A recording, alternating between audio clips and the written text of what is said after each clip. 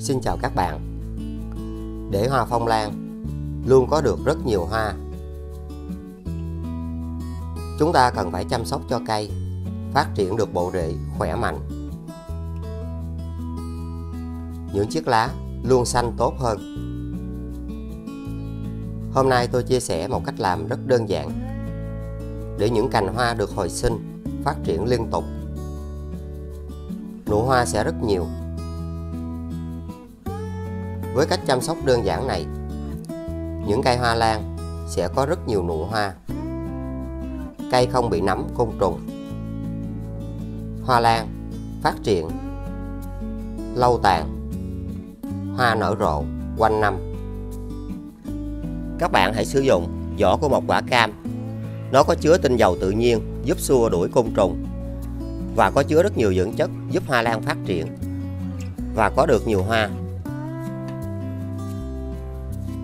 Nó sẽ luôn giúp cho những chiếc lá hoa lan được sạch và khỏe mạnh hơn.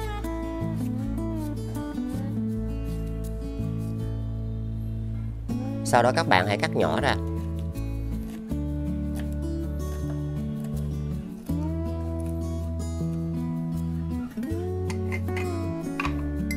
Sau đó các bạn sẽ cho tất cả vỏ cam này vào lọ.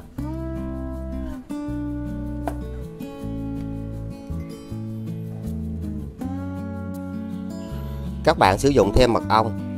Mật ong có chứa nhiều dưỡng chất giúp hoa lan phát triển và nhanh có được nhiều hoa.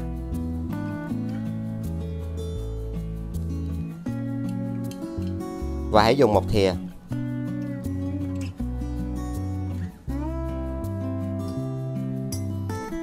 Cho vào 500 ml nước đun sôi.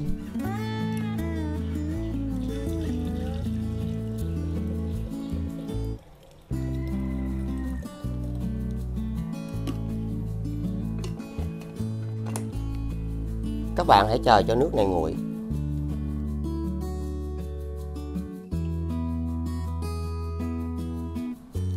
Hoa lan của chúng ta luôn cần nước và điều này rất quan trọng. Nó sẽ giúp cho rễ phát triển được nhanh hơn. Nếu các bạn không cung cấp được độ ẩm đúng và đầy đủ thì những cây hoa lan sẽ rất khó phát triển. Và mỗi tháng các bạn nên ngâm cây. Và điều này rất tốt khi các bạn sử dụng nước để tưới trước như thế này. Nó sẽ giúp cho cây trao đổi chất được dễ dàng hơn. Và các bạn cần phải ngâm như thế này trong 30 phút để làm ẩm rễ và chất trồng. Phân bón mới sẽ hấp thụ được rất nhanh.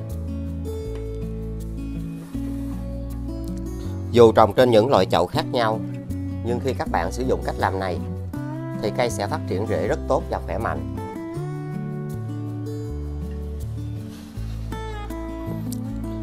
Đó cũng là một trong những lý do tôi khuyên các bạn nên tưới nước trước khi chúng ta sử dụng các loại phân bón khác nhau. Và điều này là rất cần thiết để giúp hoa lan phát triển.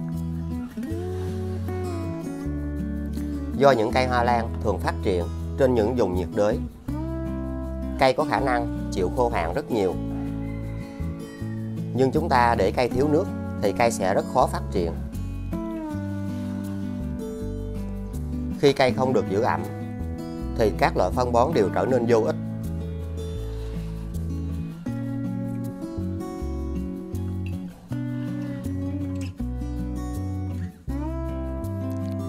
Sau khi đã ngâm được 30 phút, các bạn lấy ra.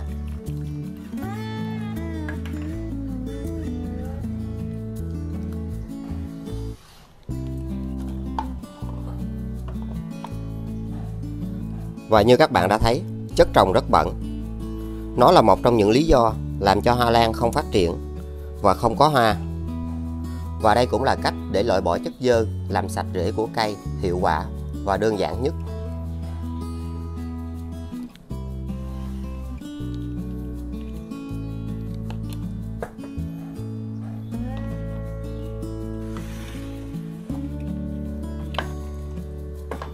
Dù trên những loại chậu khác nhau, các bạn vẫn phải thường xuyên làm điều này thì hoa lan sẽ phát triển được rất nhanh.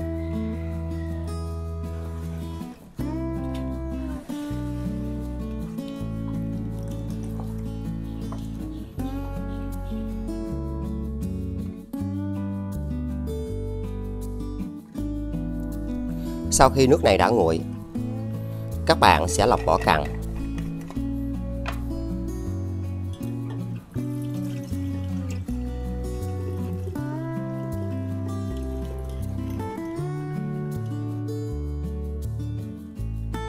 Và hãy cho thêm vào 1 lít nước.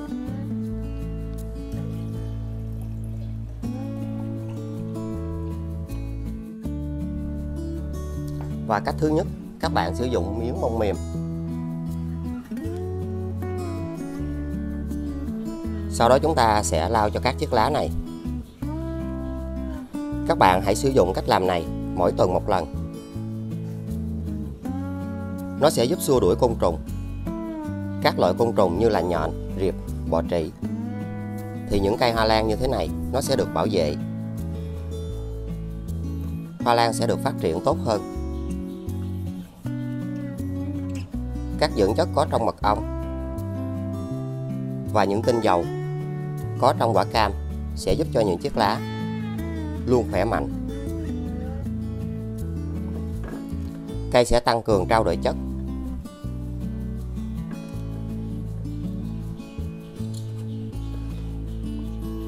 Và là một trong những dưỡng chất hữu cơ mà các bạn rất dễ dàng làm tại nhà.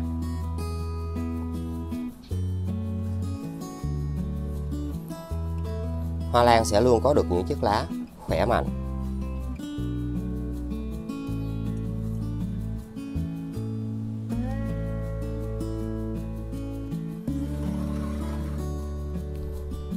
Dù các bạn trồng trên những loại chậu khác nhau, thì với cách làm này nó sẽ giúp cho loại bỏ bụi bẩn, làm sạch lá lan rất hiệu quả. Và chúng ta nên ưu tiên sử dụng các loại phân bón hữu cơ vì nó mang tính chất bền vững. Và điều này giúp cây luôn phát triển khỏe mạnh. Và cây sẽ rất bền vững theo thời gian.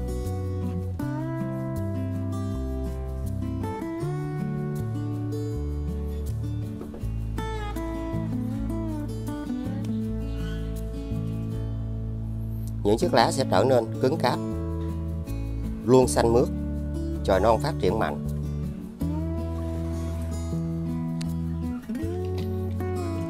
Và phương pháp thứ hai, các bạn có thể dùng nó để tưới cho cây ở dạng phun sương.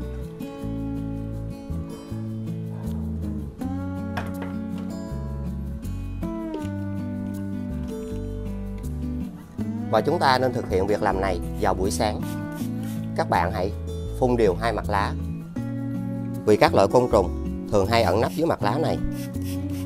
Vì có chứa tinh dầu cam, nên khi các loại côn trùng như là nhện, riệp, bọ trĩ, thì những cây hoa lan như thế này nó sẽ được bảo vệ rất mạnh mẽ. Và là một trong những chất hữu cơ đơn giản để chúng ta dễ dàng chăm sóc những cây hoa lan thân yêu.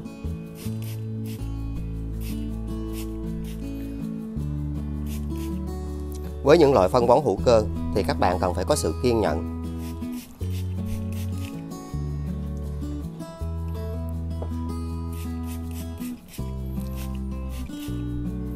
Hoa lan của các bạn sẽ được hồi sinh những chiếc rễ khỏe mạnh hơn, dù là những cây rất yếu ớt. Và hãy thực hiện việc làm này mỗi tuần 1 lần.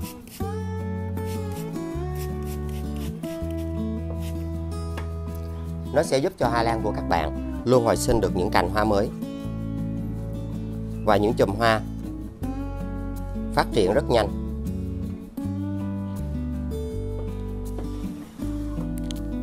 Với những cây hoa lan rất yếu ớt thì việc làm này vô cùng quan trọng. Nó giúp cây trăng đổi chất. Những chiếc lá sẽ dần trở nên xanh.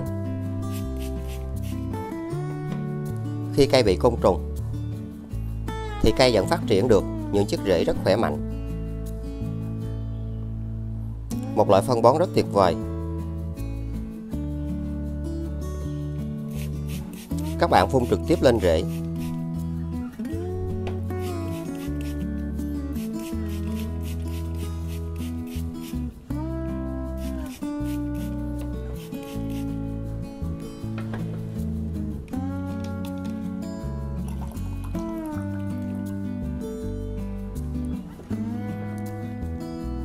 Và cách thứ ba là các bạn bón trực tiếp vào chậu của cây.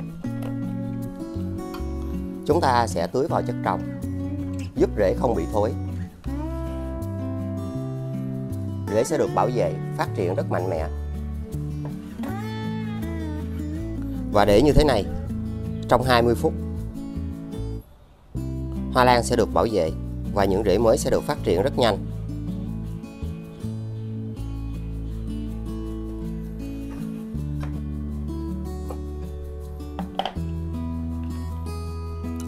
Các bạn hãy thực hiện việc làm này 14 ngày một lần.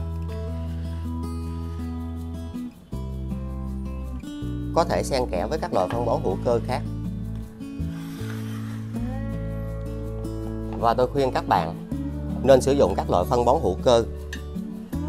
Tuy nó rất chậm, nhưng khi cây đã phát triển thì sẽ bền vững và luôn được xanh tốt hơn.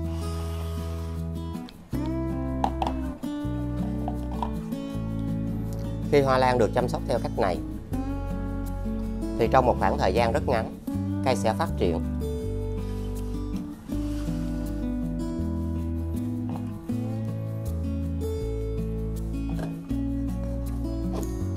Nó sẽ luôn giúp cho những cây hoa lan thân yêu của các bạn phát triển và bền vững.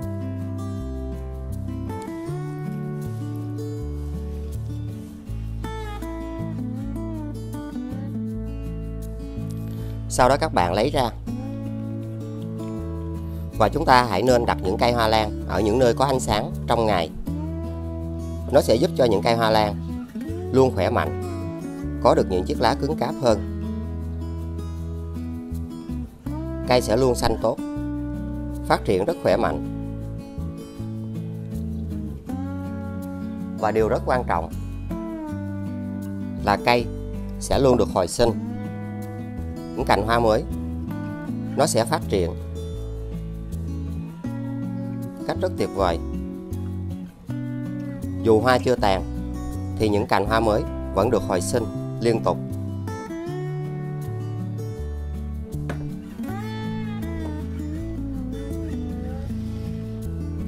Nó sẽ giúp cho hoa lan của các bạn luôn được xanh tốt hơn, khỏe mạnh hơn. Cây sẽ không bị côn trùng.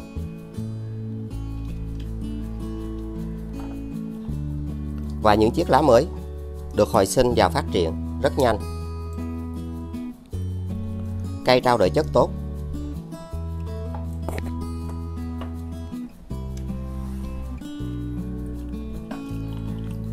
Với những cây hoa lan dù rất yếu ớt thì nó vẫn có được màu xanh của lá. Và những chiếc rễ khỏe mạnh. Các bạn có thể xem thêm từ những cách làm và những phụ đề mà mình đã có chia sẻ trên kênh. Hãy lựa chọn những phụ đề và những cách làm đơn giản.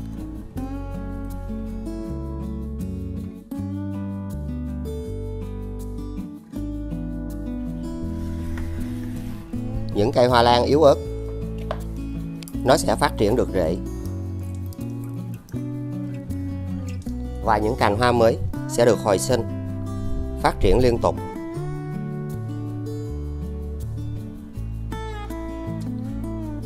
Một loại phân bón hữu cơ đơn giản và rất dễ.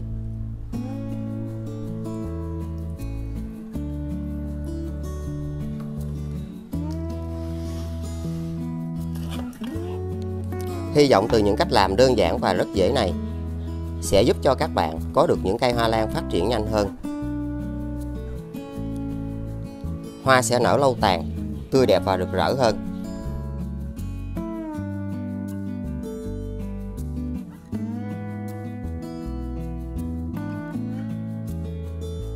Để những cây hoa phong lan luôn có được nhiều hoa, những bông hoa luôn nở nhiều, tươi đẹp và rực rỡ hơn, cây cần phải phát triển những chiếc lá xanh tốt, luôn khỏe mạnh. Rễ đóng một vai trò rất quan trọng để giúp cây dễ dàng trao đổi chất và phát triển được nhanh.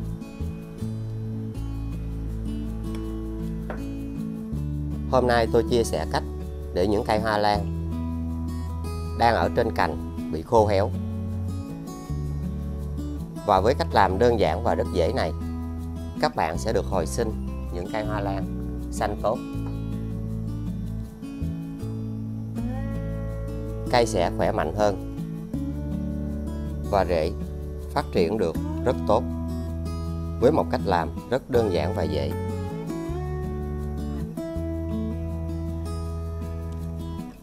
Các bạn hãy sử dụng vỏ của một quả quýt. Nó có tính kháng khuẩn tự nhiên, giúp cho những cây hoa lan của chúng ta không bị nấm và phát triển được rất nhanh.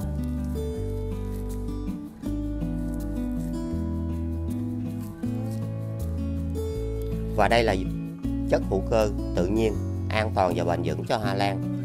Sau đó các bạn sẽ cắt vỏ ra.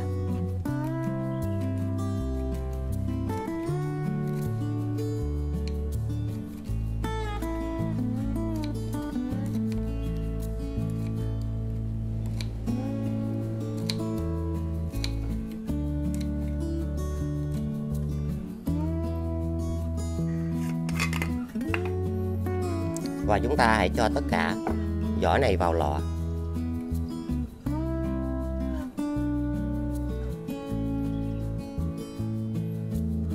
Cho vào 500 ml nước đun sôi.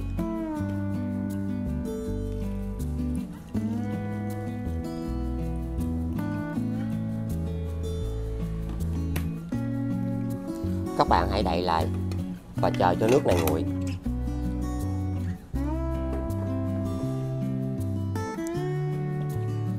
Sau đó các bạn sử dụng thêm gạo. Nó có chứa rất nhiều vitamin B và hãy dùng 3 thìa.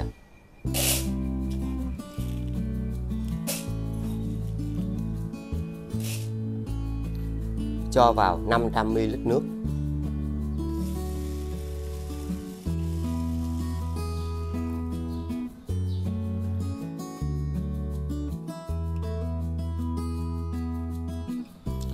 Và nguyên nhân đã khiến cho một cây hoa lan như thế này, nó đã bị khô héo trên cành, là do rễ đã bị hư và cây không trao đổi chất được.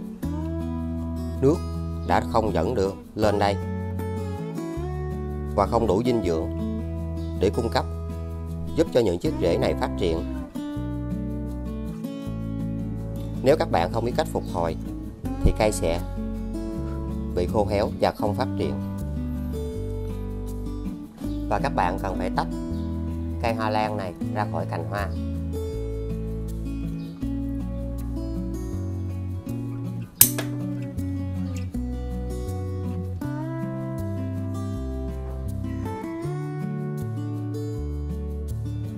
Sau khi nước này đã nguội, các bạn hãy lọc vỏ cặn.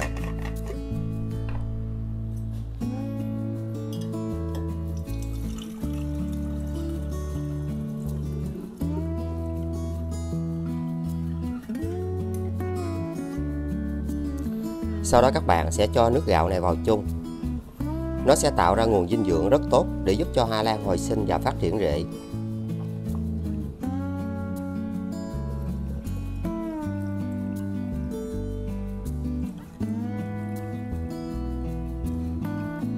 Sau đó các bạn hãy sử dụng ngay nước này.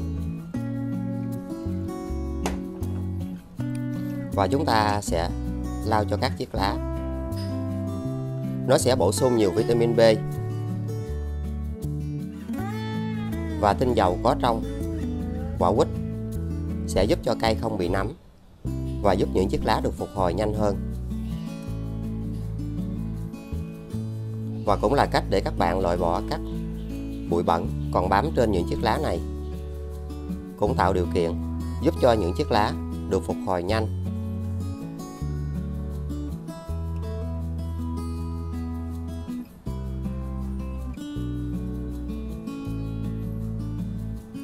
Sau đó các bạn sẽ đặt tất cả những chiếc rễ vào đây như thế này. Và hãy cho nước này vào.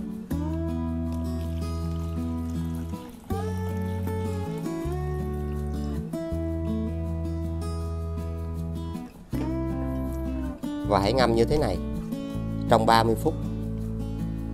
Bộ rễ sẽ được cung cấp đầy đủ dưỡng chất và dần trở nên khỏe mạnh trở lại. Và phần nước còn lại này các bạn đừng bỏ đi.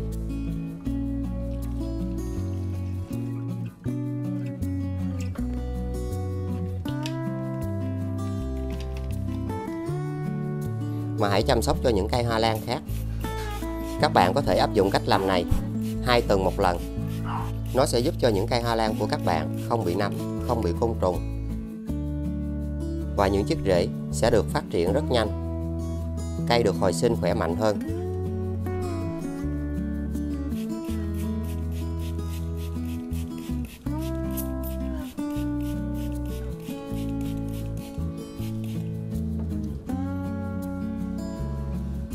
Và chúng ta có thể áp dụng cách làm này khi cây đã được phục hồi và đã được trồng lại.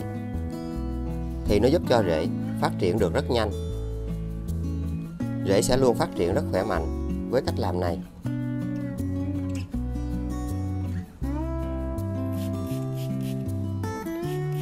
Các bạn nên thực hiện việc làm này vào buổi sáng.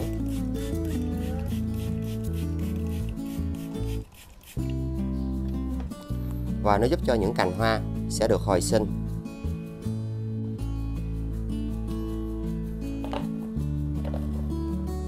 Khi các bạn dùng nước này để tưới vào chậu cây thì rễ sẽ được bảo vệ và không bị thối.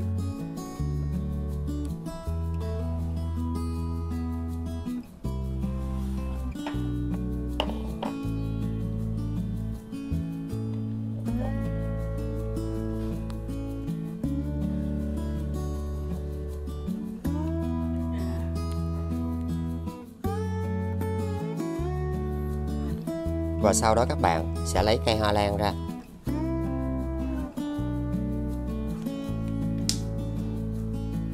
Các bạn lau lại cho các chiếc rễ này được khô.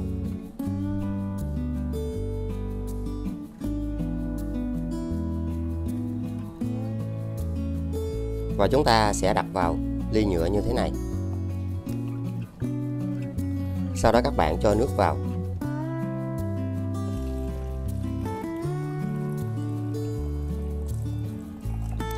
Và chỉ bao nhiêu đây nước. Khi nước ít, hãy bổ sung thêm. Chỉ vài chiếc rễ này tiếp xúc với nước. Các bạn chỉ kiểm tra để thêm nước là được. Hãy đặt ở những nơi khô ráo, thoáng mát và có ánh sáng.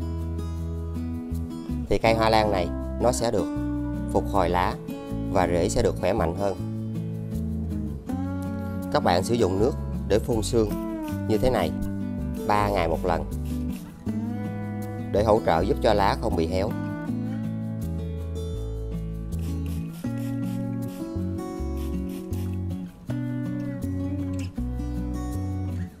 Và với cách làm đơn giản này, sau thời gian 1 tháng, những chiếc lá sẽ được phát triển tốt hơn giống như cây hoa lan này.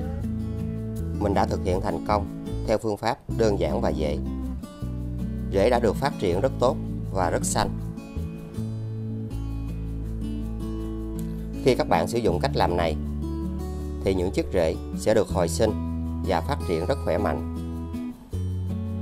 Một trong những cách rất đơn giản để giúp cho những cây hoa lan khi còn ở trên cành, nó sẽ phát triển rễ được nhanh và dễ hơn. Các bạn có thể xem thêm từ những cách mà mình đã có chia sẻ trên kênh. Và mình luôn có thêm nhiều phụ đề để các bạn có thể dễ dàng chọn những ngôn ngữ phù hợp. Các bạn có thể hoàn toàn trồng trong môi trường trong nước, hoặc là chúng ta có thể trồng lại vào chậu mới.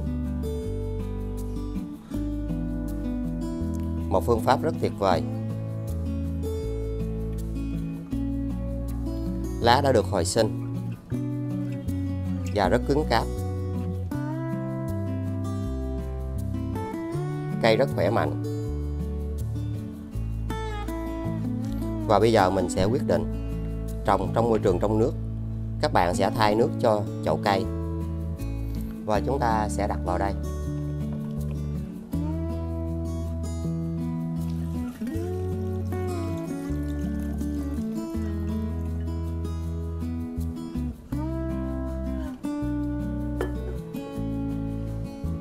Và với cách làm đơn giản và rất dễ này, khi các bạn trồng lại thì những cây hoa lan sẽ được phát triển.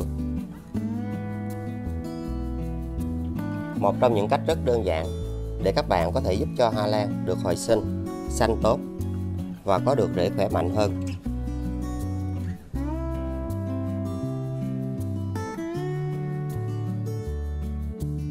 Chúng ta trồng lại, cây sẽ phát triển rất nhanh, không bị héo lá.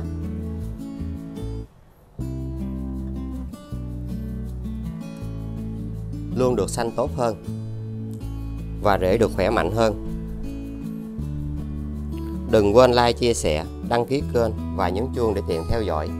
Xin chào và hẹn gặp lại. Chúc các bạn luôn thành công.